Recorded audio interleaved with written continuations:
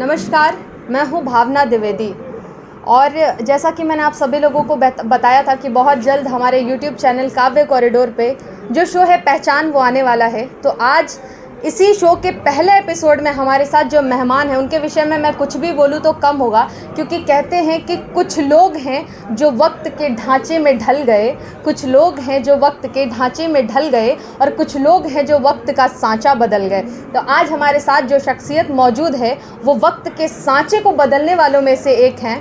मैं बात कर रही हूँ देवरिया शहर की नगर पालिका अध्यक्ष श्रीमती अलका सिंह जी का। तो हमारे साथ अलका जी मौजूद है। सबसे पहले मैं आपका हमारे सभी दर्शकों की तरफ से बहुत बहुत स्वागत करती हूँ। और दोस्तों यकीनन कहते हैं कि इन्होंने न सिर्फ अपने क्षेत्र में बल्कि अपने क्षेत्र से जुड़े प्रत्येक सामाजिक वर्ग, प्रत्येक पदके के लोगों के दिलों पर अपनी जगह बनाई है, दिलों पर राज करती हैं ये। तो सबसे पहले मैं आपसे कुछ सवाल पूछना चाहूँगी और कहीं ना कहीं आपके जीवन में कुछ कठिनाइयाँ आई, इसके बावजूद आपने उन कठिनाइयों से लड़ते हुए अपने आप को जिस तरीके से समाज में स्थापित किया है वो एक आदर्श स्थापित करती हैं आप। तो अगर आप कुछ अपने अनुभव बताएं कि आपने कैसे अपने आप को इस तरीके से समाज में स्थापित किया तो हमें बड़ा अच्छा लगेगा, क्योंकि कुछ महिलाएं ऐसी समाज में हैं जो आपको सुन करके उन्हें संबल मिलेगा। देखिए, मेरी शादी देवरिया में 96 में हुई थी जी, और तब से मैं अपने पति को देखते आ रही थी कि वो हर जगह हर समाज सेवी के रूप में हर किसी के लिए खड़े रहते थे। क्या बात। और मेरा जीवन विद्यार्थी जीवन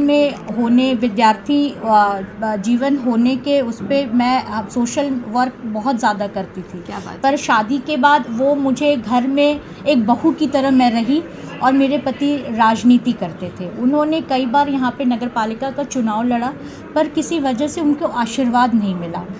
पर 2012 में उनको मैं निर्दल प्रत्याशी के रूप में इस देवरिया से लड़ी और महिला सीट हुई थी, और मेरे पति देव के सहयोग से, उनके परिश्रम से और यहाँ की जनता के अपने जो जनता रूपी परिवार हमें मिला है देवरिया में, उसके आशीर्वाद से हम लोग नगर पालिका अध्यक्ष के रूप में मैं वहाँ स्थापित हुई।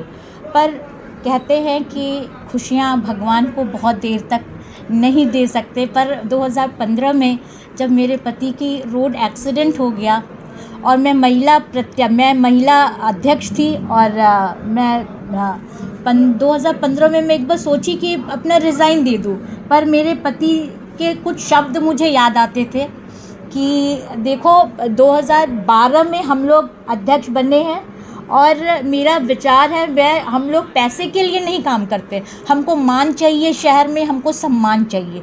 तो उस मान सम्मान को रखने के लिए मैं समाज से जुड़ी हूँ और मुझे पूरा सहयोग मिलता है इस समाज से। जो जनता हमारी परिवार है, जो हमारा खुद का परिवार है, उसका भी 100% हमें सहयोग मिलता है, क्योंकि एक ऐसी भारतीय नारी के लिए घर का सपोर्ट पाना आज के दिनों में बहुत मुश्किल है।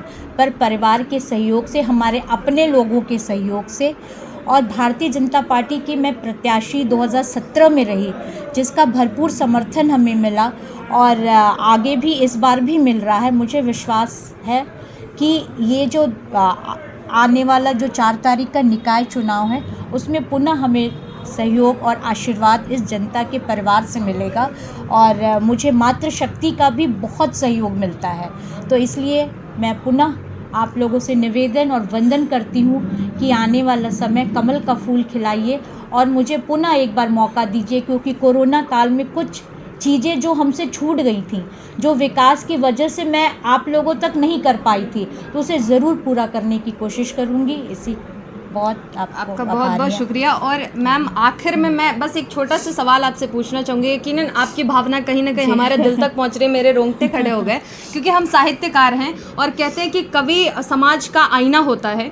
तो कहीं ना कहीं मेरे अंदर से एक सवाल आ रहा है कि बहुत सारे ऐसे लोग होते हैं, ये मेरा आखिरी सवाल है आपसे, कि बहुत सारे ऐसे लोग होते हैं जो बड़े बड़े पदों पर विराजमान होते हैं पर वो समाज में अपनी जगह नहीं बना पाते। और ऐसे में जितना मैंने देखा है, जितना मैंने अनुभव किया है कि आप देवरिया के लोगों के दिलों पर राज करती हैं। मतलब एक तो आप इतनी खूबसूरत दिखती भी हैं, ऊपर से आप जनता के दिलों पर राज करती हैं। तो इस राज को अगर आप हमें बताएं तो हमें कुछ टिप्स मिल जाएंगे आगे बढ़ने के लिए। देखिए, ये मेरा सौभाग्य है कि मैं यहाँ देवरिया के दिलों पे मैं राज कर रही हूँ।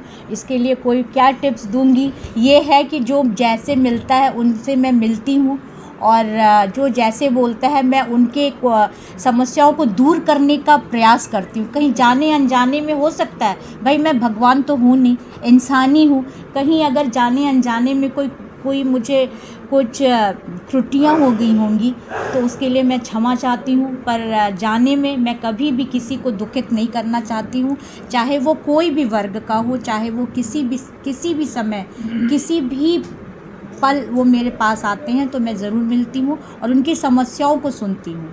क्या बात है, बहुत सुंदर।